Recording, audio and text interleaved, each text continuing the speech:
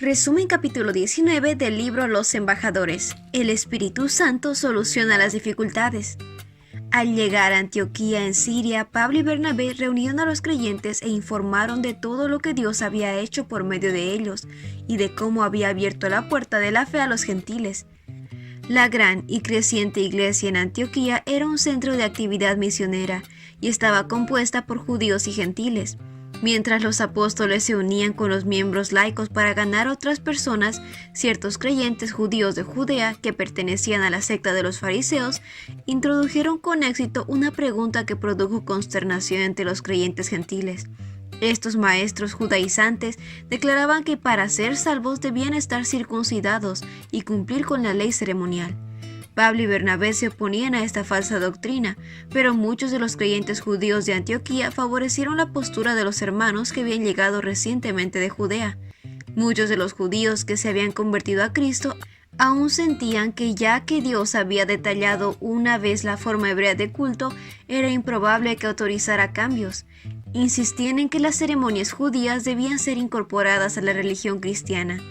Pablo había adquirido una concepción clara de la misión del Salvador como Redentor tanto de los gentiles como de los judíos, y había entendido la diferencia entre una fe viva y un formalismo muerto. A la luz del Evangelio, las ceremonias confiadas a Israel ahora tenían un nuevo significado. Lo que habían anunciado ya había pasado, y los que vivían bajo la dispensación del Evangelio habían sido liberados de su observancia. Sin embargo, Pablo aún guardaba la ley inalterable de Dios de los 10 mandamientos, y en espíritu y en letra. La cuestión de la circuncisión generó gran discusión y pelea. Finalmente, los miembros de la iglesia decidieron enviar a Pablo y Bernabé con algunos hombres responsables a Jerusalén para preguntar el asunto ante los apóstoles y los ancianos. Las diferentes iglesias aceptarían la decisión final tomada por el Concilio General. En Jerusalén, los delegados de Antioquía relataron el éxito que habían tenido en su ministerio entre los gentiles. Entonces presentaron un bosquejo claro de la confusión que se había generado cuando ciertos fariseos conversos declararon que los conversos gentiles debían circuncidarse y guardar la ley de Moisés. Se debatió acaloradamente esta cuestión en la asamblea. Además del problema de las carnes ofrecidas a los ídolos, muchos conversos gentiles estaban viviendo en medio de gente supersticiosa que frecuentemente realizaba sacrificios y daba ofrendas a los ídolos. Los judíos temían que los conversos gentiles deshonraran el cristianismo al comprar de lo que había sido ofrecido a los ídolos, sancionando de esta manera las costumbres idólatras. Además, los gentiles estaban acostumbrados a comer la carne de animales estrangulados, pero Dios había instruido a los judíos cuando las bestias eran matadas para el consumo, debían desangrarse. Los diversos puntos involucrados parecían presentar al concilio dificultades insuperables. Después de una larga discusión, Pedro tomó la palabra. Hermanos, ustedes saben que desde un principio Dios me escogió de entre ustedes para que por mi boca los gentiles oyeran el mensaje del Evangelio y creyeran. Él consideraba que el Espíritu Santo ya había decidido el asunto en disputa, al descender con el poder sobre los gentiles y los judíos por igual. Relató su visión y su llamamiento a ir al centurión e instruirlo en la fe de Cristo. Este mensaje mostraba que Dios aceptaba a todos que lo temían. Pedro refirió su asombro al presenciar cómo el Espíritu Santo se posesionaba de los gentiles y de los judíos. La luz y la gloria brillaron de igual forma en los rostros de los gentiles incircuncisos. Que conoce el corazón humano mostró que los aceptaba, dándoles el Espíritu Santo, lo mismo que a nosotros, sin hacer distinción alguna entre ellos y nosotros. Purificó sus corazones por la fe. Entonces, ¿qué tratan ahora de provocar a Dios poniendo sobre el cuello de estos discípulos un yugo que ni nosotros ni nuestros antepasados hemos podido soportar?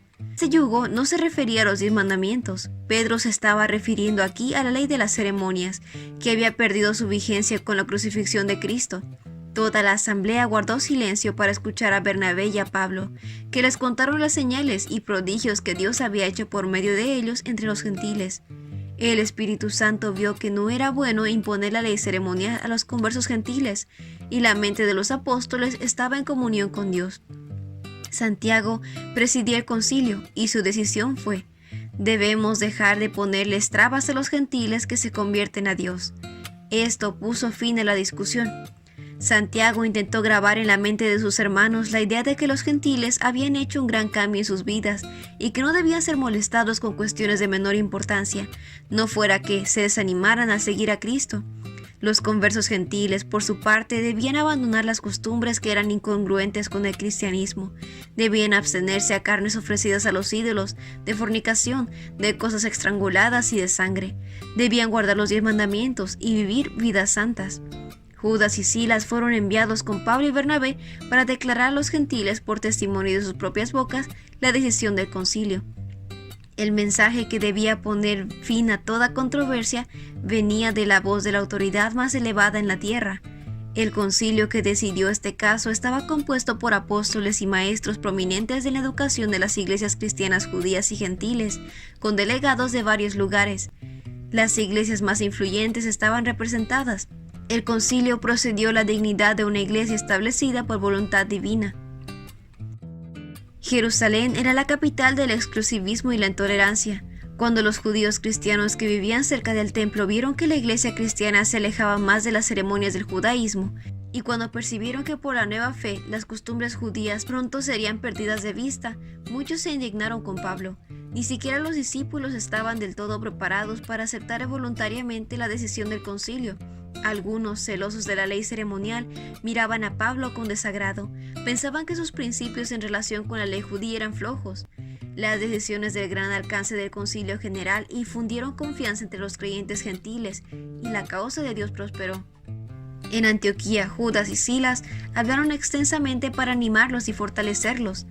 Más tarde, cuando Pedro visitó Antioquía, se ganó la fuerza de muchos gracias a su conducta prudente hacia los conversos gentiles. De acuerdo con la luz recibida del cielo, se sentó a la mesa con ellos, pero cuando algunos judíos celosos de la ley ceremonial vinieron desde Jerusalén, Pedro cambió su actitud de manera imprudente. Hubo judíos que se unieron a Pedro en su hipocresía. Hasta el mismo Bernabé se dejó arrastrar por esa conducta hipócrita. Esta debilidad de parte de aquellos que habían sido amados y respetados como dirigentes dejó una dolorosa impresión en los creyentes gentiles. Pedro vio su error e inmediatamente se puso a reparar el mal que había hecho. En la medida que pudo, Dios permitió que Pedro revelara esta debilidad para que viera que no había nada que él de lo que pudiera enorgullecerse. A menudo Pablo se veía obligado a estar solo. No se atrevía a ceder en nada a lo que comprometieran los principios. A veces la carga era pesada. Las tradiciones de los hombres no debían ocupar el lugar de la verdad revelada. Se dio cuenta que la iglesia no debe nunca caer bajo el control del poder humano.